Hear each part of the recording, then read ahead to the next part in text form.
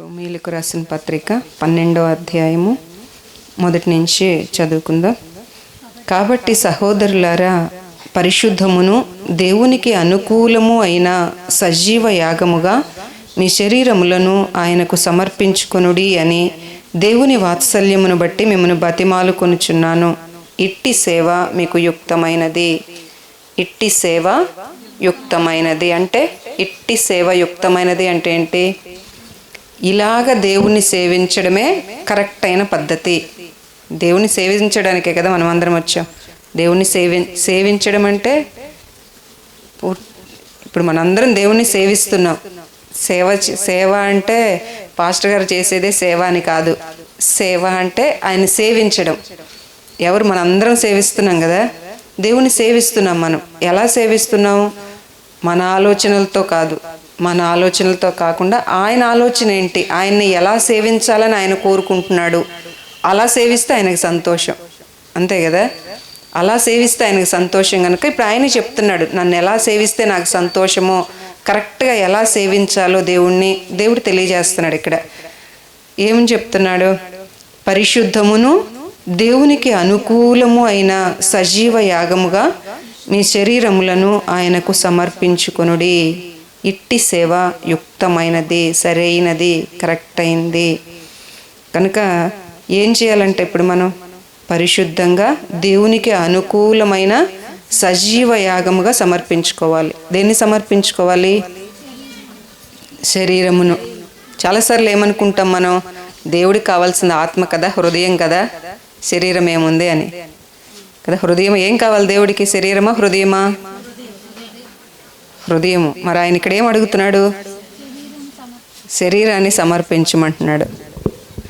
మరి మనం చాలాసార్లు హృదయమే కదా అనుకొని శరీరం మన ఇష్టం, నాది నా ఇష్టం అంటాం. మరి అందుకు ఒప్పుకోవట్లేదు ఆయన. శరీరాన్ని ఆయన అడుగుతున్నాడు, శరీరాన్ని నాకు సజీవ యాగముగా సమర్పించు. శరీరం నా ఇష్టం కాదు. దేవుడు ఎందుకు ఇచ్చాడంటే ఈ శరీరాన్ని, ఎందుకు ఇచ్చాడు ఈ శరీరాన్ని? దేవుని ఆత్మ నివసించే ఆలయముగా ఉండటానికి ఈ శరీరాన్ని ఇచ్చాడు. నా ఇష్టం అంటే అది దేవుడే మనకు అనుగ్రహించాడు ఈ శరీరాన్ని. ఎందుకు అనుగ్రహించాడు అంటే దేవుడు నివసించే ఆలయంగా ఉండటానికి ఇచ్చాడు ఈ శరీరం. దేవుడు అసలు ఈ శరీరాన్ని నిర్మించేటప్పుడు ఎన్ని ఆలోచించాడు. మన కీర్తనలో చదువుతూ ఉంటాం కదా, నీవు నన్ను నిర్మించిన విధము చూడగా భయం వేస్తుంది, ఆశ్చర్యం వేస్తుంది. అంటే అసలు ఎలా ఇంత, అంటే ప్రతి అవయవానికి ఇంత ప్రొటెక్షన్ పెట్టి అసలు ఎలాగ నిర్మించాడంటే, మనం మామూలు విడిగా మన బుక్స్లో కూడా ఉంటాయి కదా, చిన్నప్పుడు అంతా బుక్స్లో ఉంటుంది ఒక్కొక్క అవయవం గురించి. ఆ రోజు అన్ని మార్కుల కోసమే చదివాము, జ్ఞానం కోసం చదవలే కాబట్టి అవే తెలియదు. ఇప్పుడు మనకి చదివేసామో అయిపోయింది, పరీక్షలు రాసే మార్కులు వచ్చేసాయి, అంతేగాని అసలు అది ఏముందో అక్కడ, ఎందుకు అవన్నీ నేర్పించారనేది మాత్రం తెలుసుకోకుండానే సమయం గడిచిపోయింది. ఆ రోజు చదువు అలా అయిపోయింది, ఈరోజు భక్తి కూడా అలాగే అయిపోతుంది. రోజులు అయిపోతున్నాయి కానీ దేవుడు ఎందుకని మనకి సమయం ఇచ్చాడో దాన్ని కరెక్ట్ అయిన వేలో మనం నేర్చుకోలేకపోతున్నాం. అందుకే ఆ శరీరాన్ని నిర్మించేటప్పుడు ప్రతి అవయవానికి కూడా ఒక ప్రొటెక్షన్, ఎంతెంత ప్రొటెక్షన్ పెట్టి చేశాడో. ఎందుకు అంతగా ఆలోచించి అంతగా నిర్మించాడు దేవుడు? ప్రతి ఒక్కరిని కూడా ఫలించేలాగా ఆయన స్టార్టింగ్లోనే ఆయన బీజం విత్తినప్పుడే ఫలించేలాగా చేశాడు. ఎలాగా? ఏం ఫలించాలి? ఇలా ఆత్మీయ జీవితంలో, శారీరక జీవితంలో రెండిట్లో ఫలించేలాగా నేను ఆ నిర్మాణం ముందుగానే ఆ స్టార్ట్ అయిన దినములోనే ఫలించే విధంగా చేసేసాడు. ఒక గొప్పగా ఆయన ఊహంతటిని పెట్టేసి దానిలో నిర్మించాడు ఈ శరీరాన్ని. మరి ఈ శరీరాన్ని మనం ఈజీగా తీసేసుకొని ఇది ఎలా పోతే ఏమైంది? ఆత్మే కదా దేవుడికి ఇష్టం. ఇదే మాట్లాడుకున్నాం, హృదయమే కదా దేవుడు కోరుకుంది. ఈ శరీరము ఏమైపోయినా పర్వాలేదు, ఏమైపోయినా పర్లేదు కాదు, దీని పట్ల కూడా దేవుడికి ఒక ఆలోచన ఉంది. ఎలా ఉండాలని ఈ శరీరాన్ని ఇచ్చాడో దాన్ని దేవుని ఆలోచన ప్రకారంగా మనం నడిపించగలిగితే నిజంగా అసలు ఈ జీవితం ఎంత సంతోషంగా ఉంటుందో. ఈరోజు ఎన్నిసార్లు అనుకుంటున్నాం, ఏంటి ఎందుకు ఈ జీవితం అని, ఏంటి బాధలని, ఎందుకు అనుకుంటున్నాం ఇవన్నీ? దేవుడు ఏ ఉద్దేశంతో అయితే చేశాడో ఆ ఉద్దేశం ప్రకారంగా మనం ఉండట్లేదు కాబట్టి వీటన్నిటిని బట్టి ఇలా బాధపడే పరిస్థితులు వస్తున్నాయి. ఇందాక పాడినట్లుగా మా సొంత ఆలోచనలే కలిగించే నష్టాన్ని. కానీ పాడుకున్నాం ఇప్పటి వరకు ప్రభువా ఇదే ప్రభువా అని, కానీ మరలా ఈరోజు విని మరి రేపటి నుంచి మరలా సొంత ఆలోచనలే. కానీ మార్పు అనేది మనలో రావట్లే. అందుకే ఈ మార్పు రావట్లేదు కాబట్టి మన ఈ దుఃఖంలో నుంచి కూడా సంతోషంలోనికి రాలేకపోతున్నాం. అందుకే ఈ శరీరాన్ని నిర్మించేటప్పుడు ఎన్నో ఆలోచనలతో ఎంతో కేర్ తీసుకొని దేవుడు చేశాడు దీన్ని. మరి అందుకని చాలాసార్లు మనం ఇక్కడ కూడా వాక్యాల్లో చదువుకునేటప్పుడు కూడా ఆత్మే జీవింపజేస్తుంది, శరీరం కేవలం నిష్ప్రయోజనం, ఇది పనికిరానిది, ఇవన్నీ చదువుకొని ఏమనుకుంటామంటే ఇది పనికిరానిది, దీనికి విలువ లేదు, ఇది కాదు దేవుడికి కావాల్సింది. శరీరం నిష్ప్రయోజనం అంటే పనికిరానిది అనలేదు దేవుడు. దాన్ని మనం కరెక్ట్గా అర్థం చేసుకోలేదు అక్కడ. ఎప్పుడు నిష్ప్రయోజనమైనది?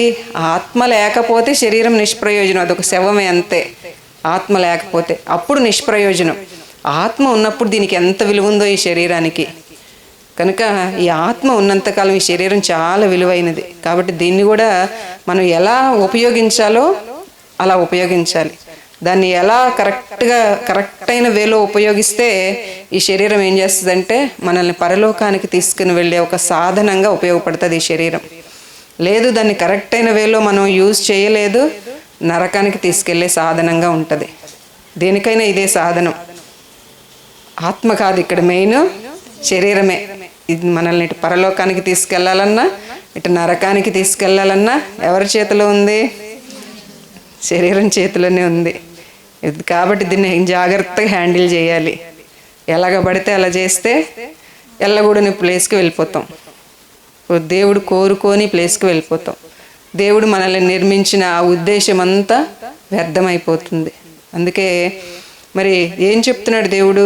అలా విలువైనదిగా దేవుడు కోరుకున్న ఆలోచన అంతా కూడా మన పట్ల నెరవేర్చబడాలి అంటే ఏం చేయాలంట? శరీరాన్ని సజీవ యాగముగా దేవునికి సమర్పించాలి. సజీవ యాగము అంటే సజీవంగా అంటే బ్రతికున్నగానే, చచ్చిపోయిన తర్వాత కాదు, బ్రతికి ఉండగానే ఆయనకి సమర్పించాలి. ఎలాగ సజీవ యాగముగా? యాగము అంటే సాక్రిఫైస్, త్యాగం, అప్పగించేసుకోవడం, పూర్తిగా ఆయనకి అప్పగించేసుకోవడం. ఎవరికైనా అప్పగించేసామనుకోండి, అప్పుడు మన ఇష్టం ఏదన్నా ఉంటుందా? మన ఇష్టం లేదు. ఇంకా మన ఇష్టం ఏది శరీరంలో నెరవేర్చడానికి లేదు. మరి మన ఇష్టం కానీ అసలు నాది అనడానికి కానీ ఇంకేది లేదు కదా, ఇంకో ఛాన్స్ లేదు ఇక. మరి ఇదంతా అనగానే అప్పగిద్దామా వద్దా? మరి విన్నప్పుడు అప్పగించాలి అనిపిస్తుంది, కానీ కాసేపు అప్పగించిన తర్వాత కొంచెం ఏదన్నా కొంచెం కష్టమో బాధ అనిపించగానే నాది నాకు ఇచ్చేసే అంటాం. అంత చాలాసార్లు ఇదే. అందుకనే మనం ఇలాగే ఉన్నాం. ముందు ఇస్తాం, నీదే ప్రభువా, ఇక నుంచి నీదే అంటాం. కొంచెం బాధ అనిపించగానే నాకు ఇచ్చి. పిల్లలు కూడా గొడవ పడినప్పుడు అన్నీ ముందేమో అన్నీ ఒకళ్ళదొకళ్ళు పెట్టుకుంటారు, అన్నీ తినేసిన తర్వాత గొడవ పడగానే ఏమంటారు? నాది కక్కి, ఇందా తిన్నావు కదా నాది కక్కి ఏదో అనుకుంటారు కదా పిల్లలు.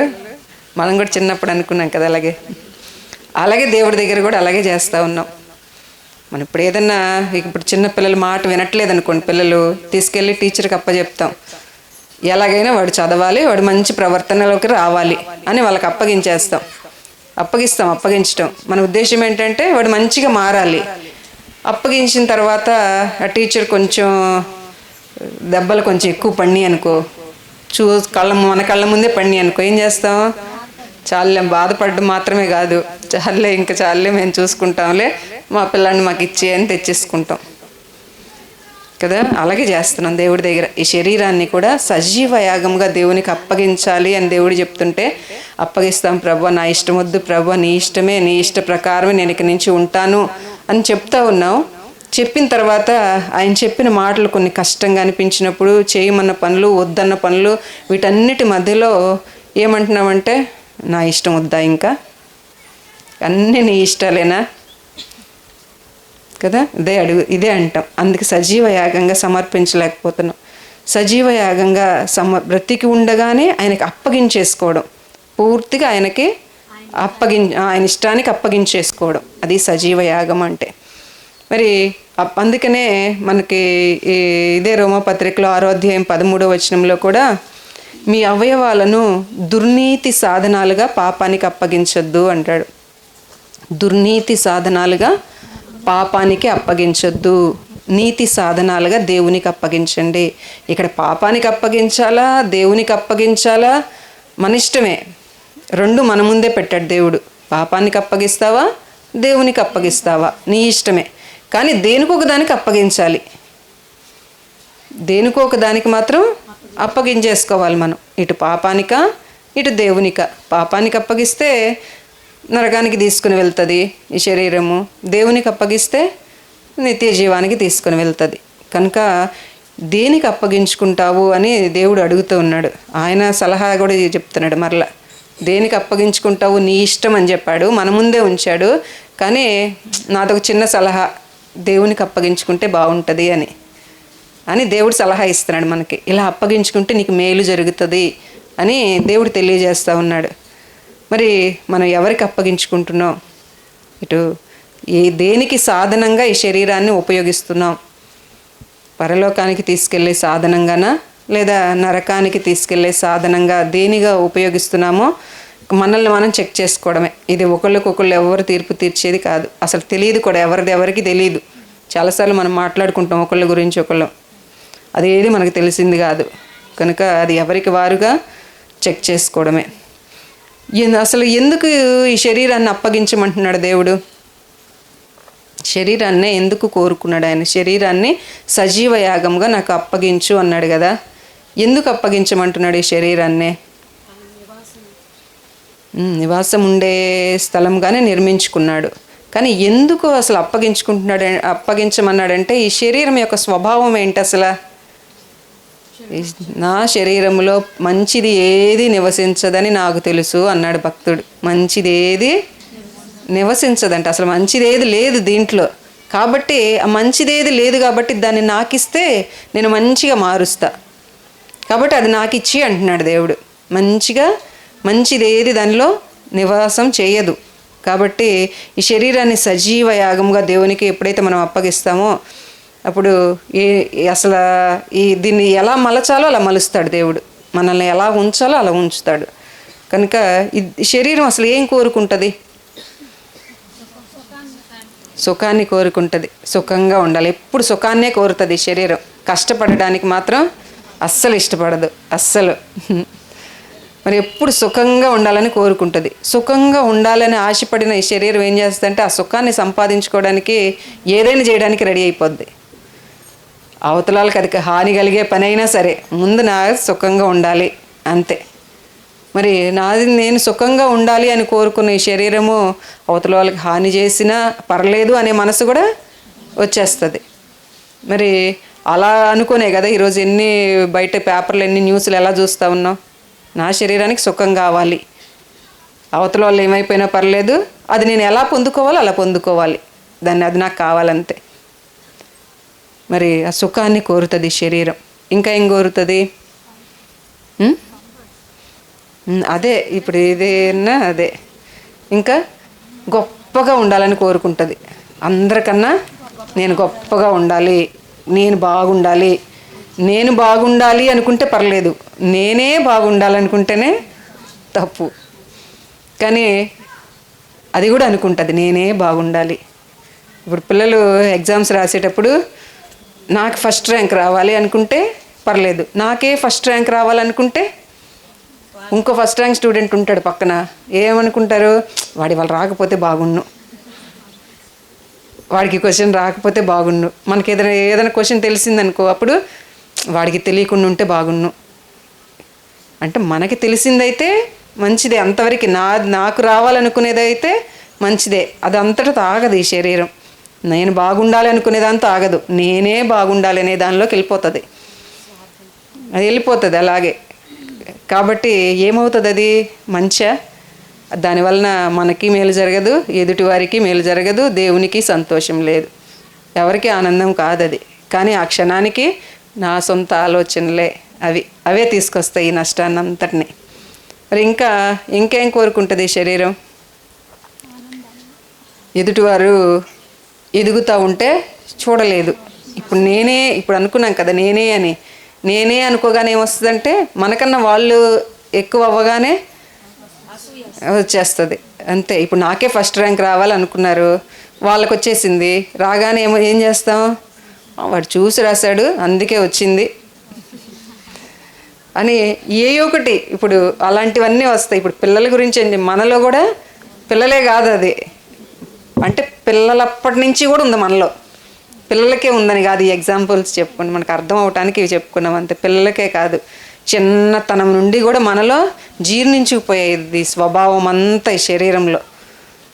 ఈ అసూయ పడే స్వభావం వారికి వచ్చింది. మార్కులు మాట్లాడంగా వాళ్ళతోటి మాట్లాడం కదా, ఇక వాళ్ళ తప్పులు వెతకడానికి ప్రయత్నం చేస్తూ ఉంటాం. కానీ ఇవన్నీ ఏంటంటే శరీరం యొక్క స్వభావం. ఇదంతా కూడా పాపపు స్వభావం. ఈ శరీరం ఎప్పుడు కూడా ఇవే కోరుకుంటుంది. స్వార్థం ఎప్పుడు నాది, నాకు, నేననే అంటది శరీరం ఎప్పుడు. మరి ఈ నేను అనేదాన్ని, అందుకే ఇవన్నీ కూడా ఏం చేయాలంటే సజీవ యాగంగా తీసుకెళ్ళి ఆయనకి సమర్పించేయాలి, ఆయనకి అప్పగించేసుకోవాలి, పూర్తిగా అప్పగించేయాలి. అప్పగించేస్తే ఇక నాది అనడానికి లేదు. ఇంకా అప్పగించేసిన తర్వాత ఆయన ఎలా చెప్తే అలాగే, ఇక నా ఇష్టం అనడానికి ఏది లేదు. అందుకే యేసుప్రభు కూడా ఎవరైనా నన్ను వెంబడించాలి అనుకుంటే ఏం చెప్పాడు, సిలువ ఎత్తుకోవాలి. సిలువ ఎత్తుకోకనే ముందు ఒక మాట చెప్పాడు, ఉపేక్షించుకోవాలి, తన్ను తాను ఉపేక్షించుకోవాలి. ఉపేక్షించుకోవడం అంటే ఏంటి, డిజ్ఓన్, ఇక నాది లేదు ఇంకేమి, నాదే తగ్గించుకోవడం కాదు, డిజ్ఓన్, ఇక నాదంటూ లేదు, లేవు, ఇక నాదంటూ ఏది లేకుండా, ఇక నీ సిలువు నువ్వు ఎత్తుకొని, అంటే నేను నీకేం చెప్పానో దాన్ని పట్టుకొని నన్ను వెంబడించాలి, అలాగైతేనే నన్ను వెంబడించు అన్నాడు. మరి మనందరం దేవుణ్ణే వెంబడిస్తున్నాం అనుకుంటున్నాం, కానీ ఇవన్నీ చేస్తూ ఉన్నామా? అందుకే సరి అయిన యుక్తమైన సేవ కాదు అన్నాడు దేవుడు. అందుకే యుక్తంగా కరెక్ట్గా ఆయన్ని సేవించాలి అంటే ఇలా చెయ్యాలి అని చెప్తున్నాడు ఆయన. పూర్తిగా సజీవ యాగముగా మనల్ని మనం ఆయనకి సమర్పించుకోవాలి, అప్పగించేసుకోవాలి. ఇట్టి సేవే యుక్తమైన సేవ. అందుకే క్రీస్తు యేసు సంబంధులైతే ఏం చేశారంట, శరీరాన్ని దాని ఇచ్ఛలతో దురాశలతో సిలువ వేసేశారు. క్రీస్తు యేసు సంబంధులైతే మరి ఆయన సంబంధులమా కాదా? మనం సంబంధులమే, కానీ సిలువ వేయట్లేదు. సంబంధులు అయితే సిలువ వేసేస్తారు అన్నాడు ఆయన. సిలువ వేసేయాలి. ఇంకా ఇది ఒక్క రోజులో జరిగే ప్రాసెస్ కాదు, కానీ రోజు రోజుకి మన ప్రయాసం చూసి దేవుడు ఇంక ఈజీ చేస్తాడు దాన్ని. మనకు అది ఎప్పుడైతే ఇష్టంగా మనం దాన్ని కోరుకొని ప్రయాసపడుతూ ఉంటామో దాన్ని ఇంకా ఈజీగా చేయగలిగేలాగున దేవుడు సహాయం చేసి మన ఆ విధంగా సిలువ వేసిన వ్యక్తి ఎలా ఉంటాడు, సిలువ వేసామనుకో, సిలువ వేయబడిన వ్యక్తి ఎలా ఉంటాడు, స్థిరంగా ఉంటాడు. అంటే ఇప్పుడు సిలువ వేసారు, ఏదో కింద నుంచి ఏదో పైకి పాకుతుందనుకో, తనకి తాను ఏదైనా చేసుకోగలడా, తనకి తాను కాపాడుకోగలడా? అసలు తనకి తాను ఏది చేసుకోలేడు. ఇక పూర్తిగా ఇంకొకరి మీద ఆధారపడాల్సిందే, కానీ తనకి తాను ఏది చేసుకోలేడు. ఇంకా అలాగైపోవాలంట.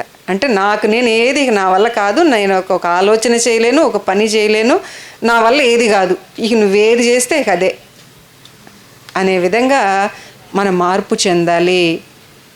అసలు ఇవన్నీ వింటూ అనిపిస్తుంది, ఇది సాధ్యమా ప్రభువా? సాధ్యమే. సాధ్యం కానిది ఆయన మనకు చెప్పలేదు. అసలు సాధ్యం కానిది కనుక ఒకవేళ ఆయన మనకి చెప్తే ఆయన అన్యాయస్తుడైపోతాడు. దేవుడు కాదు అసలు ఆయన అప్పుడు కదా, ఆయన న్యాయవంతుడు కనుక ఖచ్చితంగా మనం చేయగలిగినదే చెప్పాడు మనకి. మన ముందు యేసు ప్రభువే కాదు, భక్తులను కూడా చూపించాడు కదా. ఇకను జీవించుచున్నది నేను కాదు, క్రీస్తే నాలో జీవిస్తున్నాడు. మనలాంటి మనిషే కదా చెప్పింది. అంటే ఆయనకు సాధ్యమైంది కదా అది, అంటే మనకు కూడా సాధ్యమే. ఎప్పుడు సాధ్యమవుతుంది అంటే మనం ఇష్టపడితేనే ప్రతిదీ మనం ఇష్టపడితేనే అది జరుగుతుంది, కానీ మనం ఇష్టపడకుండా జరగదు. ఇది బలవంతాన ఇంకొకళ్ళు నెట్టి చేసేది కాదు. మన మనసులో ఆ తీవ్రమైన ఆ కోరిక, ఆ ఇష్టం అనేది ఉంటేనే ఇది సాధ్యమైద్ది, కానీ లేకపోతే అది సాధ్యం కాదు. అందుకే ఈ చిన్న కష్టాన్ని బట్టి, అప్పగించుకోగానే వచ్చే కష్టాన్ని బట్టి ఏం చేస్తామంటే ఇంకొద్దులే ఇక చాలు అనుకుంటాం. అందుకే పూర్తిగా సంపూర్ణంగా దాన్ని చేయలేకపోతున్నాం, ప్రతి పనిని అప్పగించుకోలేకపోతున్నాం ఆయనకి. అందుకే అసలు అప్పగించుకుంటే ఎలా ఉంటుంది, ఏమన్నాడు, మీ అవయవాలను నీతి సాధనాలుగా దేవునికి అప్పగించండి. అవయవాలను అప్పగించాలి, ప్రతి అవయవాన్ని కూడా నీతి సాధనాలుగా. నీతి అంటే దేవుని మాటే నీతి. దేవుని నీతి అంటే ఏంటి, కరెక్ట్గా నడవడం అనేది నీతి. మనకు తెలుసా కరెక్ట్గా నడవడం ఎలాగో తెలీదు, అది దేవుడు చెప్తున్నాడు, ఇలాగ నడవాలి, ఇది నీతి అని దేవుడు చెప్తున్నాడు. కాబట్టి ఆ నీతి అంటే దేవుని మాట, ఆ మాటను అనుసరించి నడవడమే నీతి. కాబట్టి నీతి సాధనాలుగా ఆ మాటను అనుసరించి నడిచే విధంగా నీ అవయవాన్ని అప్పగించేసాయి. మరి అప్పగించాలంటే ప్రతి అవయవాన్ని కూడా అప్పగించేయాలి, ప్రతి అవయవాన్ని. మరి ప్రతి అవయవాలను అప్పగించాలంటే ప్రతి క్షణం కూడా ఎంత మెలకువగా ఉండి, ఎంత జాగ్రత్తగా ఉండి మనల్ని మనం అబ్జర్వ్ చేసుకుంటూ ఉండాలి. అది ఎవరో చెప్పిన తర్వాత తెలుసుకునేలాగుంటే ఓడిపోతాం చాలాసార్లు. ఇక ఈ అబ్జర్వేషన్ ఎప్పుడు ఉండాలి, మైండ్ ఎప్పుడు అలర్ట్గా. ఇప్పుడు చిన్నపిల్లలు ఉన్నారనుకోండి, ఇంట్లో ఏ పనులు చేసుకుంటున్నా కూడా ఒక మన చెవులు కళ్ళు వాళ్ళ వైపు ఉంటాయి. వాళ్ళు ఎలాగున్నారో, ఏం చేసుకుంటున్నారో, ఎలా ఉన్నారో అనేది మన చెవులు కళ్ళు ఎప్పుడు వాళ్ళని అబ్జర్వ్ చేస్తూనే ఉంటాయి. అలాగా ఇప్పుడు మన ఈ అవయవాలన్నీ కూడా ఎలా పనిచేస్తున్నాయి అనే ఈ అబ్జర్వేషన్ ఎప్పుడు ఉండాలి. ఎప్పుడు ఇది కాసేపు ఉండి కాసేపు వెళ్ళిపోయేది కాదు, ఎప్పుడు ఉండాలి ఈ అబ్జర్వేషన్. మరి ఇది ఉంటే ఏమవుతుంది అంటే ప్రతి అవయవం, కళ్ళు ఏం చూస్తున్నాయి, ఎలా చూస్తున్నాయి, చూడగానే ఏమనిపిస్తుంది, ఇక ప్రతి అవయవం కూడా ఇలా చూసుకుంటూ. మరి అందుకే యోబు భక్తుడు ఏమన్నాడు, నా కళ్ళతో నేను నిబంధన చేసేసుకున్నా. నిబంధన చేసుకోవడం అంటే ఏంటి, నేను ఇలా ఉంటాను అని దేవుని సన్నిధిలో ఒక నిబంధన, ఒక మాట ఇచ్చేసా. అంటే ఏం చేశాడంట, ఆయన కళ్ళని సజీవ దేవునికి అప్పగించాడు, కళ్ళను అప్పగించేసాడు. కళ్ళను అప్పగించేస్తే ఏమైద్ది, కళ్ళు ఏది పడితే అది చూడటానికి లేదు. ఇక ఆయన చూడడానికి అనుమతి ఇచ్చినవి మాత్రమే చూడాలంతే. మా ఇష్టం వచ్చినవి చూస్తానంటానికి లేదు. చూసుకుంటే రీల్స్ చూసుకుంటే అక్కడ ఏదో కనబడగానే మన ఇష్టమైనవి కొన్ని ఉంటాయి కదా, దాంట్లో అలాగే వెళ్ళిపోవడానికి లేదు. ఇప్పుడు ఆయనకు అప్పగించేసాం, ఆయనకి సమర్పించేసాం కదా. ఆయనకి ఇచ్చేసిన తర్వాత ఆయన ఏమంటాడు, ఎలాంటివి చూడకూడదు, ఇలాంటివి చూడకూడదు, కళ్ళు ఏంటో చూస్తున్నాయి, అలాగొద్దు. ఇక ఆయన ఈ చెప్తాడు, కొద్ది రోజులు చేస్తాం, ఆ తర్వాత అది కష్టం అనిపించగానే ఏం చేస్తామంటే, ఏ కాదు మన నాన్నకి ఇచ్చి, మన నాన్నకి ఇచ్చేసి అని అడుగుతాం. నా కళ్ళు నాకు ఇచ్చేసి, తూచి ఇవ్వట్లే నీకు అప్పుడే. ఇంకా అలా చేసి మనం ఏం చేస్తున్నామంటే సజీవ యాగంగా ఆయనకి సమర్పించట్లేదు. అందుకే కళ్ళతో భక్తులందరూ అలాగ దేవుని కోసం అలా జీవించగలిగారంటే పూర్తిగా వారి అవయవాలను దేవునికి సమర్పించేశారు. నా కన్నులతో నేను నిబంధన చేసుకున్నాను, నా మనస్సు నా కన్నులను అనుసరించి నడవట్లేదు. మనసు ఏం చేస్తుందంటే, మనసు కనుక కన్నులను అనుసరించి నడిస్తే కళ్ళు ఏముంటాయి, చూస్తాయి, చూడగానే ఏమనిపిస్తుంది, అది కావాలి, అది నాకుంటే బాగుండు అనగానే మనసు ఏం చేస్తుందంటే ఇక మనసు దాని మీద పడిపోయింది. ఇంకా అది కావాలి. కళ్ళు వెళ్ళిన దగ్గరికల్లా మనసు వెళ్ళకూడదు, మనసు వెళ్ళిన దగ్గరికల్లా మరి కాళ్ళు మనిషి వెళ్ళిపోకూడదు. ఇంకా వెళ్ళిపోతే ఏం జరుగుతుందంటే నా సొంత ఆలోచనలే కలిగించిన నష్టము, అంతే. మరి అందుకే భక్తులు నా కళ్ళతో నిబంధన చేసుకున్నాను, నా మనస్సు నా కన్నులను అనుసరించి నడవట్లేదు ప్రభువా అని దేవుని ఎదుటే వాళ్ళు మాట్లాడుతున్నారు. ఆ మాటలన్నీ దేవుడు రాయించాడంటే అవి సత్యము, వాళ్ళు అలా నడిచారనే రాయించేశాడు. అది మనం చెప్పామనుకో ఆ మాట ఒప్పుకొని రాయిస్తాడు దేవుడు. అది నిజం కాదు, ఇది పరిశుద్ధ గ్రంథం, ప్రతిదీ సత్యమే ఉంది దీంట్లో. అది సత్యం కాబట్టి ఆయన రాయించేశాడు ఆ మాటని. మరి వాళ్ళు అలా జీవించారు అంతే. మరి అందుకే ఆ కన్నుల్ని ఎంత పవిత్రంగా కాపాడుకున్నారో మనకి దేవుడు చూపిస్తూ ఉన్నాడు. మరి అలాగే దేవుడు ఏమన్నాడు, నీ కన్ను కనుక నిన్ను అభ్యంతర పెడితే, అంటే నువ్వు వద్దన్నవే ఇంకా చూడాలని ఇష్టపడుతుంటే ఏం చేయాలి, పెరికివే అంటే ఏం చేద్దాం, పీకేద్దాం. డాక్టర్ దగ్గరికి వెళ్ళి అందరు కళ్ళు బాగా అవ్వడానికి వెళ్తుంటే మనం వెళ్ళి డాక్టర్ గారు నాకు ఈ కళ్ళు తీసేయండి అని అడిగామనుకో ఏమంటారు? పిచ్చి అలాగే అంటారు. కాబట్టి పెరికివేయి అంటే ఏంటంటే ఆయనకి ఇచ్చే, ఇక నీది కాదు, మరి నీ దగ్గర ఉంటే నువ్వు కంట్రోల్ చేసుకోలేకపోతున్నావు కదా, ఆయనకి ఇచ్చే, ఆయన కంట్రోల్ చేస్తాడు. పూర్తిగా ఆయనకి అప్పగించేస్తే ఎలా కంట్రోల్ చేయాలో ఆయనకు తెలుసు. ఎలాంటి దాన్నైనా కంట్రోల్ చేయగలడు ఆయన. కనుక ఆయనకు అప్పగించేసే అంటున్నాడు. ఇప్పుడు కళ్ళుని అప్పగించేసే. మరి అప్పగించేస్తే ఏమైందంటే ఈ మోహపు చూపులు కానీ, ఈ విషపు చూపులు కానీ, గర్వపు చూపులు కానీ ఇక ఇలాంటివేవి రావు. ఇక ఆయనకు అప్పగించేస్తే ఇక పరిశుద్ధమైన చూపే ఉండిద్ది అప్పుడు. అలా అవ్వాలి అంటే ఆయనకు అప్పగించాలి, మన వల్ల కాదు అది. మనకి మనంగా దాన్ని కంట్రోల్ చేసుకోలేం కాబట్టి ఆయన ఇవ్వమంటున్నాడు అంతే. మనకి మనం చేసుకునేదైతే ఆయన ఇవ్వమన్నాడు. ఆయనకి ఇవ్వాల్సిన పనేముంది? మనకి మనమే చేసుకోగలిగితే. మన వల్ల కాదు కాబట్టి అది నాకు ఇచ్చేయి, నేను చేస్తానండి, నాకు అప్పగించేసే అంటున్నాడు. మరి కళ్ళేనా? ఇంకా చెవులు కూడా ఏమి ఇష్టపడతాయి? ఎక్కువ మనల్ని పొగిడే మాటలే ఇష్టపడతాయి. ఎవరన్నా మనల్ని ఏదన్నా ఇలా కాదు అని ఏదన్నా మాట్లాడితే ఇష్టపడవు. ఈ చెవులు వినడానికి ఇష్టపడవు. మరి ఎప్పుడు కూడా మనకిష్టమైనదే, మనం అనుకున్నదే కావాలని కోరుకుంటూ ఉంటాయి ఇవి. అది కాదు కదా, మనకి ఏది మంచిది అది కావాలి. అందుకే ఈ చెవులు కూడా ఎప్పుడు వాటికి ఇష్టమైనవే కోరుకుంటాయి. అలా కాదు దేవుడు అదే చెప్తున్నాడు. ఈ చెవులకి ఏముంటాయి? దేవుడు ఏమన్నాడు? ఈ చెవికి వినుబుద్ధి పుట్టిస్తాను అన్నాడు కదా. అంటే వినుబుద్ధి పుట్టిస్తాను అని దేవుడు అన్నాడంటే దీనికి అసలు వినే బుద్ధి ఉందా? లేదు కాబట్టి కదా ఆయన పుట్టిస్తానంటున్నాడు. నా దగ్గరికి వస్తే నేను పుట్టిస్తానంటున్నాడు. అంటే దీనికి వినే బుద్ధి లేదు కాబట్టి ఏం చేస్తుందంటే దానికి ఇష్టం వచ్చిందే చేసిద్ది. అందుకే దేవునికి ఇష్టంగా ఉండాలి అంటే దీన్ని ఏం చేయాలి? సమర్పించేయాలి, ఆయనకు అప్పగించేసేయాలి. చెవులను అప్పగించేయాలి. ఇందాక కళ్ళని అప్పగించాం, ఇప్పుడు చెవులను అప్పగించేసాం. ఇంకా నోరు అసలు మెయిన్. ఇది అన్నిటికన్నా మెయిన్ అన్నమాట. ప్రమాదకరమైనది, సర్వ శరీరానికి మాలిన్యాన్ని తీసుకొచ్చేది పెద్దది. ఇది చిన్నగానే కనబడుతుంది, లోపలే ఉంటుంది నాలుక. కానీ లోపల ఉంటుంది, దాక్కున్నట్లుగా ఉంటుంది లోపల, బయటికి ఏం కనపడదు. కానీ లోపలే ఉండి మొత్తానికి చిచ్చు పెట్టేస్తుంది. అంత ప్రమాదకరమైనది కనుక అందుకే దేవుడు అన్నాడు, ఏ నరుడు కూడా నాలుకను సాధు చేయలేడు అంతే.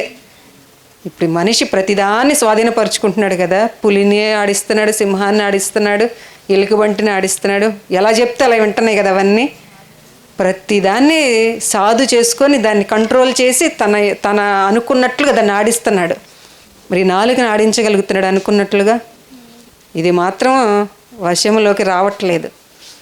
అందుకే మీ వల్ల కాదు కాబట్టి నాకు ఇచ్చే అంటున్నాడు ఆయన.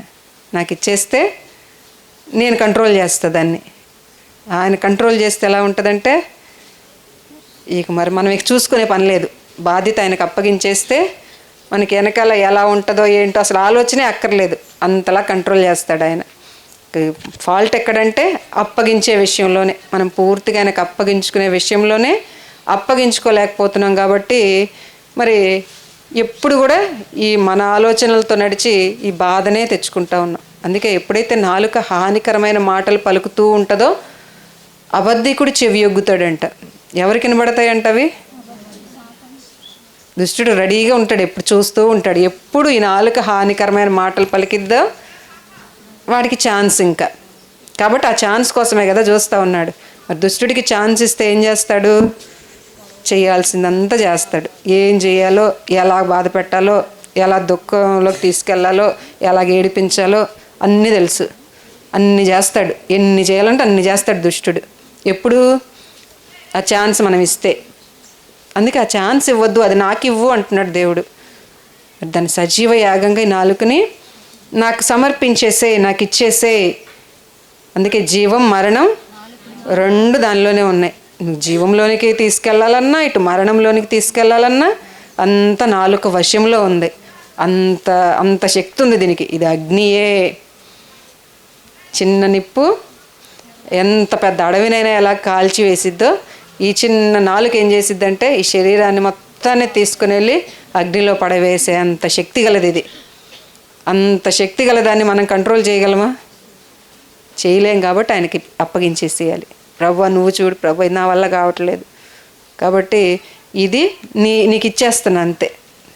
నీకు ఇచ్చేస్తే అప్పుడు ఆయనకి ఇచ్చేస్తే ఏమవుద్ది, ఆయన పూర్తి కంట్రోల్ చేసి ఏ మాటలు రావాలో ఆ మాటలే రానిస్తాడు. అందుకే ఇంక ఈ మాటలు విస్తారంగా మనం మాట్లాడితే ఏం జరుగుతుంది, విస్తారమైన మాటల్లో ఖచ్చితంగా దోషం ఉంటుంది. ఇవన్నీ తెలుసు మనకి, కానీ మాట్లాడుతూనే ఉంటాం. నలుగురు కూర్చోగానే ఏం మాటలు వస్తున్నాయి, ఏం మాటలు, దేవుని మహిమపరిచే మాటలు వస్తున్నాయా, దేవుని గురించి మాట్లాడుకునే మాటలు వస్తున్నాయా? అన్నీ ఈ మాటల వలన ఏమొస్తుంది, దోషాన్ని, పాపాన్ని, అపవిత్రతని కూర్చుకుంటున్నాం మనమే. కానీ తెలియదు ఆ సంగతి, ఇలా కూర్చుకుంటున్నామని తెలియదు. విమర్శించే మాటలు, ఒకరినొకరు హేళన చేసే మాటలు, ఇవన్నీ ఏం చేస్తున్నాయి అంటే మనల్ని నరకానికి తీసుకెళ్తున్నాయి అని తెలియక కూర్చొని ఎంత ఆనందమో. ఇంకేంటి చెప్పు, ఇంకేంటి, ఫోన్లు మాట్లాడుతూ ఉంటాం. ఏం మాట్లాడతాం, అంతసేపు మాట్లాడుతూ ఏముంటాయి, ఎక్కువగా మాట్లాడే మాట ఏంటి, ఫోన్లో ఒక అరగంట మాట్లాడితే అన్ని మాటలు ఎక్కువగా ఉండే మాట ఏంటి, ఇంకేంటి చెప్పు, ఏం చెప్పాలి, ఇంకా ఇవే చెప్పాలి. ఇంకా చెప్తే ఏమైద్దంటే అంతే, మనం ఎక్కడికి వెళ్తున్నామో అనేది మనకు తెలియట్లేదు. తెలియక మాట్లాడుతూనే ఉంది నాలుక. మాట్లాడి మనల్ని నరకంలో చిచ్చు పెడుతుంది అని ఉంది, అక్కడికి తీసుకొని వెళ్ళిపోద్దంట. అసలు అంటే మనకు తెలియకుండానే మనకి ఎంత నష్టం జరుగుతుందో మనకు అసలు మన కన్నులు తెరవబడట్లేదు, మనకు అర్థం కావట్లేదు. అది దేవునికి ఇస్తే ఎంత మేలు జరుగుతుందో, దేవునికి ఇవ్వకపోతే ఎంత నష్టం జరుగుతుందో మనకు అర్థం కావట్లే. అర్థం కాక మనమే ఉంచుకొని దేవుని సేవిస్తున్నాం అని అనుకుంటూ దేవునికి సంతోషకరమైన సేవ చేయట్లేదు, దేవుని సంతోషపడే విధంగా ఆయన్ని సేవించట్లేదు. మరి దానివల్ల మనకేమైనా సంతోషమా అంటే ఆ కాసేపు 2 నిమిషాలు సంతోషం, తర్వాత ఎక్కడికి ఈడ్చుకుని వెళ్ళిపోతుంది అంతే. దేవుడు ఏదైతే వద్దనుకున్నాడో అక్కడికే ఈడ్చుకుని వెళ్ళిపోతుంది. కనుక అందుకే సజీవ యాగంగా ఈ శరీరాన్ని ఆయనకి సమర్పించుకోండి. ప్రతి అవయవాన్ని ఆయనకి సమర్పించింది. చెయ్యి అభ్యంతరపరిచిందా, నీ కాలు అభ్యంతరపరిచిందా, పెరికి వేసే అంటే నాకు ఇచ్చేసే. ప్రతి అవయవము కూడా ఆయనకి ఇచ్చేస్తే ఏం చేస్తాడంటే నీతి సాధనంగా దాన్ని ఉపయోగిస్తాడు ఆయన. నీతి సాధనంగా దాన్ని వాడి మనకి క్షేమాన్ని తీసుకొని వస్తాడు ఆయన. కనుక ప్రతి అవయవం ఆయనకి ఇచ్చేయాలి. అది దేవుని సేవించే సరైన పద్ధతి అది. అలా సేవించాలి దేవుణ్ణి అని దేవుడు కోరుకుంటున్నాడు. మరి ఇవన్నీ మనం చేస్తూ దేవుణ్ణి ఇలాగా సేవించామనుకో మనకు కలిగే లాభం ఏంటి, పరలోకానికి వెళ్తాం, అదొక్కటేనా? అక్కడ పరలోకానికి వెళ్తాం, అదొక్కటి మాత్రమే కాదు. ఇంకా అసలు ఈ శరీరాన్ని ఇదంతా అసలు మనల్ని భూమి మీద దేవుడు సృష్టించింది ఎందుకంటే సంతోషంగా జీవించడానికే. జీవము అనే ఈ కృపావరములో అన్నాడు. జీవము అంటే ఈ జీవితం అనే ఈ కృపావరం, దేవుని కృపచేత మనకు వరముగా ఇచ్చాడు ఈ జీవితాన్ని. దీన్ని అలాగే అనుభవించాలి అంటే పరలోకం ఒక్కటే కాదు, ఇక్కడ జీవించినంత కాలం కూడా సంతోషంగా జీవిస్తాం. ఎప్పుడు ఇక ఈ బాధలు, ఈ దుఃఖం ఇదేది ఉండదు. అసలు ఇదేది ఉండాలనుకోలేదు అసలు దేవుడు మనల్ని సృష్టించినప్పుడు. కానీ ప్రతి ఒక్కరి జీవితంలోకి వచ్చేసినాయి కదా ఇవి. ఎందుకు వచ్చే? మన సొంత ఆలోచనలే ఈ కష్టాన్ని, బాధని, దుఃఖాన్ని ఇవన్నీ తీసుకొచ్చేసాయి. మరి అవి ఎంటర్ అయిపోయిన తర్వాత దేవుడు అంటున్నాడు, మరలా నువ్వు దానిలోంచి బయటకు వచ్చి మరలా దేవుడిచ్చిన సంతోషాన్ని పొందుకోవాలంటే సజీవ యాగంగా శరీరాన్ని నాకు అప్పగించేస్తే ఏమవుతుంది అంటే నీతి సాధనాలుగా ఆయన వాడతాడు. వాడినప్పుడు ఏం జరుగుతుంది అంటే జ్ఞానం వస్తుంది. ముందు జ్ఞానము కలిగిన వారిగా ఉంటాం. ఈరోజు జ్ఞానం కోసం ఎన్ని ప్రయత్నాలు చేస్తూ ఉన్నాం అంటే పిల్లల చేత, కానీ మనం కూడా జ్ఞానం కావాలి, అందరిలో జ్ఞానవంతురాలిగా ఉండాలి అని చాలా ప్రయత్నాలు చేస్తాం కదా. చాలా నేర్చుకోవాలని ప్రయత్నం చేస్తాం. ఒకళ్ళని చూసి వాళ్ళ పని భలే చేశారు, నేను కూడా అలా చేయాలి. ఏంటి? అదొక జ్ఞానం. అంటే అందరిలో జ్ఞానం కలిగిన వారముగా ఉండాలి అని కోరుకుంటాం. మరి ఈ విధంగా దేవునికి మన అవయవాలను సమర్పించినప్పుడు ఏమైందంటే జ్ఞానం వస్తుంది. ముందుగా జ్ఞానం ఎలా వస్తుంది అంటే, ఇప్పుడు ఏదైనా ఒక పని మనకు చెప్పారనుకోండి, మనకు చెప్పినప్పుడు ఇప్పుడు అయ్యగారు భాష అని పిలిచారు, భాష ఈ పని చేయి అన్నారనుకోండి, అనగానే భాష వెళ్ళి గబగబా ఆ పని చేసేసాడు అనుకోండి. ఎలా చేస్తాడు? ఈ పని ఎలా చేయాలో తనకు ఒక ఆలోచన ఉంది. ఆ ఆలోచన ప్రకారం చేసేస్తాడు. అదే వెళ్ళి అయ్యగారు నాకు ఇది ఎలా చేయాలో కరెక్ట్గా చెప్పండి, ఇది నాకు ఇది తెలియట్లేదు, నాకు చెప్పండి అన్నారనుకో, అప్పుడు ప్రసాద్ గారు ఏం చెప్తారు, ఎలా చెప్తారు? ఒకవేళ ఆ పని ఆయనకి ఇస్తే ఎలా చేస్తారో అది చెప్తారు, అంతే కదా. ఒకవేళ ఈ పని ఆయనకి ఇస్తే ఎలాగ చేస్తారో ఆ పని, ఆ ఆలోచన చెప్తారు. అప్పుడు చేసే పని ఎలా ఉంటుంది? ఆయన ఆలోచన ప్రకారంగా చేస్తారు. అలాగే ఈరోజు మనకు ఒక పని ఇచ్చినప్పుడు, మన అవయవాలను మనకి ఇచ్చినప్పుడు మనం ఉపయోగించుకుంటే ఎలా ఉపయోగించుకుంటాం? మనకిష్టమైనట్టుగా మన ఆలోచన ప్రకారంగా వాటిని ఉపయోగిస్తాం. అది ఒక రకం. ఇప్పుడు దేవుడికి ఇచ్చేస్తే దేవుడు ఎలా ఉపయోగిస్తాడు వాటిని? దేవుని అవయవాలైతే ఎలాగ వాడతాడో అలాగ వాడతాడు మన అవయవాలను ఆయనకి ఇచ్చేస్తే. ప్రతిదీ కూడా జ్ఞానయుక్తముగా, వాటి ద్వారా మనకి జ్ఞానం వస్తుంది. ప్రతి పని జ్ఞానము కలిగి చేయగలము. అన్ని విషయాల్లో కూడా జ్ఞానం ఉండగానే ఏమొస్తుంది? నీకు విలువ పెరుగుతుంది, అంతే కదా. జ్ఞానంగా మనం ప్రతి పని జ్ఞానంగా చేస్తే ఏమైద్ది? మన విలువ పెరుగుతుంది అందరిలో. అలా విలువైన వారిగా చేస్తాడు. మన అవయవాలు దేవునికి అప్పగించుకోవడం వలన ఏం జరుగుతుందంటే అందరిలో మనకి ఘనత వస్తుంది, విలువైన వారిగా ఉంటాం, జ్ఞానం కలిగిన వారిగా ఉంటాం. రెండవది, సర్వ శరీరానికి ఆరోగ్యం వచ్చేసిద్ది. ఈరోజు మన శరీరంలో ఆరోగ్యం లేకపోవడానికి కారణం ఏంటి అంటే మన అవయవాలను మన ఇష్టానుసారంగా వాడుతున్నాం కనుక ఆరోగ్యము విడిచి వెళ్ళిపోయింది. నీ కోపాగ్ని వలన ఆరోగ్యము నా శరీరమును విడిచి వెళ్ళిపోయింది. భక్తుడు మాట్లాడాడు కదా, కీర్తనలు మనం చదువుతాం కదా, ఆయన కోపం వస్తేనంట ఆరోగ్యం వెళ్ళిపోతుందంట మనలో నుంచి. ఎందుకు వస్తుంది ఆయన కోపం? మన అవయవాలను సరైన విధానంలో ఉపయోగించకుండా దుర్నీతి సాధనాలుగా ఉపయోగిస్తున్నాం కాబట్టి, ఉపయోగించాల్సిన వాటిగా ఉపయోగించట్లేదు కాబట్టి ఆయన కోపం వచ్చింది. కోపం రాగానే ఏమైంది? ఆరోగ్యం వెళ్ళిపోయింది బయటికి. ఇప్పుడు వచ్చే అనారోగ్యం దేనికి వస్తుంది? దుర్నీతి సాధనాలుగా మనం వాడుతున్నాం కాబట్టి ఈ అనారోగ్యం వస్తుంది. ఒకవేళ దాన్ని నీతి సాధనంగానే దేవునికి అప్పగించేస్తే సర్వ శరీరానికి ఆరోగ్యము, సర్వ శరీరానికి కూడా ఆరోగ్యం ఇస్తాడు దేవుడు. అందుకే దావీదు ఏమంటాడంటే, సదాకాలము యెహోవా యందు నా గురి నిలుపుచున్నాను. సదాకాలము నా గురి అంతా ఎక్కడుందంటే దేవుని మీదే ఉంది. నా కళ్ళెప్పుడు, గురి అంటే ఏంటి? మనకు ఒక లక్ష్యాన్ని పెట్టుకొని దాని వైపే చూడడం, అదే కదా. దాని వైపే చూస్తూ దానికోసం ప్రయాసపడడం. మన గురి అంతా ఎక్కడుందంటే దేవుని మీదే పెట్టుకున్నా, ఆయన మాట మీదే పెట్టుకున్నా నా గురి అంతా కూడా.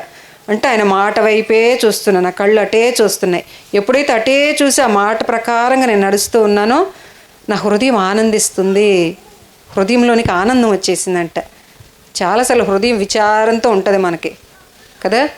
కానీ ఎప్పుడైతే గురంతా దేవుని మాట మీద పెడతామో హృదయంలో ఆనందం వస్తుంది, ఆత్మ హర్షిస్తుందంట.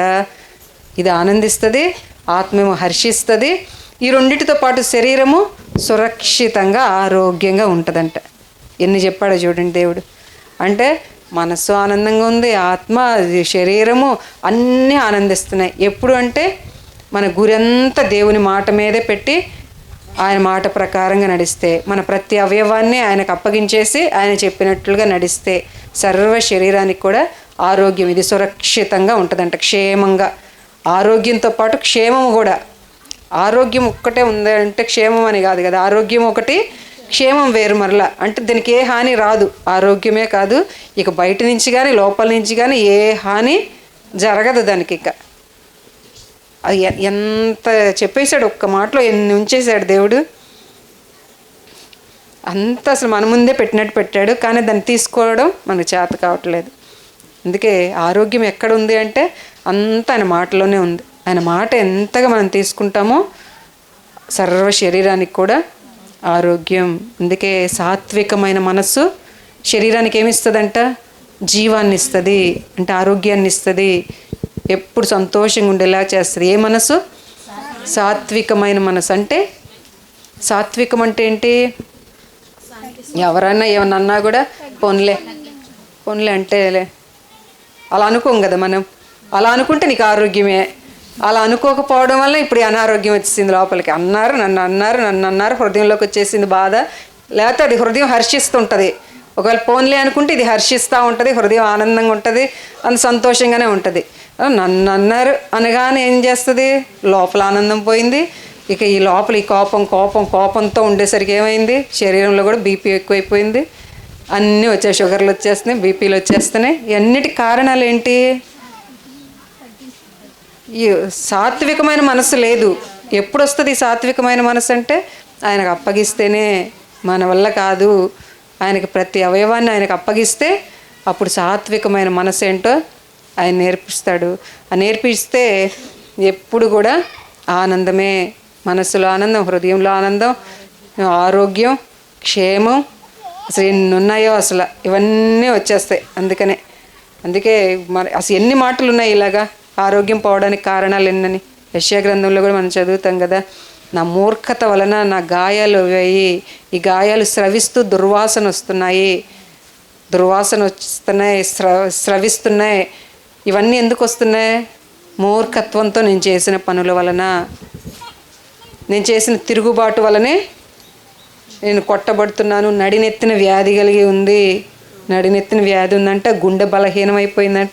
ఇవన్నీ మన జీవితంలో కనబడుతూనే ఉన్నాయి కదా. ఈ గుండె జబ్బులనో, ఈ తల్ల బ్రెయిన్లో జబ్బులనో, ఈ శరీరంలో నడినెత్తి నుండి అరికాలు వరకు వ్యాధేనంట. అంటే వచ్చే ప్రతిదానికి కూడా ఒక కారణం ఉంది. మన శరీరంలో వచ్చే ప్రతి వ్యాధికి కూడా ఒక కారణం ఉంది. అది ఊరికే రాలేదు. మనం చేసే తిరుగుబాటు, మన యొక్క మూర్ఖత్వము, దేవుని మాటకి మనం చూపే అవిధేయత, వీటన్నిటిని బట్టి ఈ బలహీనతలన్నీ కూడా మన శరీరంలోనికి వస్తున్నాయి. అది దేవుని లేఖనాలు చెప్తున్నాయి. ఈరోజు నిజంగా అన్నీ అవే వస్తున్నాయా? మేము బాగానే ఉంటున్నాం కదా అంటే, మరి ఇక ఏది తప్పో మనమే చూసుకోవాలి. ఇంకా దేవుడైతే చెప్పేశాడు ఖచ్చితంగా. మనల్ని చేసినప్పుడు ఆయన మనకి ఏ అనారోగ్యం కానీ అది ఏది అసలు అనుమతించలేదు. ఆయన ఖచ్చితంగా మనం సంతోషంగా ఉండాలనే చేశాడు. కనుక ఎన్నిటికి ఎందుకు వస్తున్నాయి మనలో కంటే, ఈ బలహీనతలన్నీ ఈ అవయవాలు మన ఇష్టానుసారంగా ఉపయోగిస్తున్నాం కాబట్టి ఇవన్నీ వస్తున్నాయి. కనుక వీటన్నిటినీ నీతి సాధనాలుగా ఆయనకు అప్పగించి మనం నడుచుకోగలిగితే ఎప్పుడు ఆనందమే. అసలు బయట ఆనందం అనేదానికి బయట పరిస్థితులతో అసలు సంబంధం లేదు. ఈ పరిస్థితి ఇలా ఉంది కదా అందుకే నాకు సంతోషం లేదు, పరిస్థితి కాదు, అసలు వీటికి సంబంధం లేదు. అసలు మనకు తెలుసా ఆ సంగతి? అసలు ఈ పరిస్థితులతో సంబంధం లేదు మన ఆనందానికి. మన హృదయం ఎప్పుడు అలా ఆనందంగా, పరిస్థితి ఏదైనా రాని హృదయం ఆనందిస్తూ ఉంటుంది దేవునిలో. అసలు ఎప్పుడు సంతోషమే ఉంటుంది అంతే. అది మన అనుభవంలోనికి వచ్చినప్పుడే తెలుస్తుంది మనకి, లేకపోతే నమ్మడానికి కూడా కుదరట్లేదు. ఈ పరిస్థితి ఇలా ఉంది కదా, ఎలాగ ఆనందించగలం? గొప్ప ఉపద్రవంలో ఆనందించారంట. ఎవరు ఆనందించారు గొప్ప ఉపద్రవంలో? ఏ సంఘం వారంట?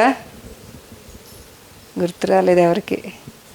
దెస్సలోనిక సంఘం వారు గొప్ప ఉపద్రవం అంటే ఏంటి? కష్టం అనే మాట వాడలేదు అక్కడ. ఉపద్రవం అంటే ఇక తట్టుకోలేనిది, అది మీదకి వచ్చేస్తే ఇక మనం ఇక డౌన్ అయిపోవడం, ఇక మన వల్ల ఏది కాదు, ఇక మనల్ని మించినది మన మీదకి వచ్చింది, అది ఉపద్రవం అంటే. అలాంటి ఉపద్రవంలో వారు పరిశుద్ధాత్మలో ఆనందిస్తున్నారంట. ఎక్కడి నుంచి వచ్చింది ఆనందం? అంతే, పూర్తిగా అప్పగించేసుకున్నారు అంతే. ఎప్పుడైతే అప్పగించుకున్నారో ఎప్పుడు సంతోషమే. సంతోషకరమైన జీవితాన్ని ఇచ్చాడు, ఫలించే జీవితాన్ని ఇచ్చాడు. ఏది అసలు ఆయన కొదువు చేయలేదు. కనుక మనకు వచ్చే ఈ కొదువులు, ఈ నొప్పి, బాధలు, ఈ అనారోగ్యాలు ఇవన్నీ కూడా ఎందుకు వస్తున్నాయంటే, ఈ అవయవాలని కళ్ళు, ముక్కు, చెవులు, నోరు ఇవన్నీ ఎలా ఉపయోగించాలో అలా ఉపయోగించట్లేదు. అందుకనే మనకి ఇవన్నీ వస్తున్నాయని కరెక్ట్గా చెప్తున్నాడు దేవుడు. కనుక వీటన్నిటిని కరెక్ట్ అయిన వేళ నువ్వు ఉపయోగిస్తే అదే దేవునికి నువ్వు చేసే ఇంపైన సేవ. అలా సేవించాలంట, అది కావాలంట దేవుడికి. అలాంటి సేవ ఆయన కోరుకుంటున్నాడు. మరి ఈరోజు అలాంటి సేవ మనం చేయాలంటే పూర్తిగా ప్రభువా నా ప్రతి అవయవాన్ని నీకు ఇచ్చేస్తాను ప్రభువా. మరి మాట అయితే చాలాసార్లు ఇచ్చాను, కానీ మరలా నాకు తీసుకుంటున్నాను. నేను అలా తీసుకోకుండా పూర్తిగా నీకు అప్పగించగలిగే ఆ శక్తి నాకు ఇవ్వు అని కొద్ది నిమిషాలు ప్రార్థన చేద్దామా?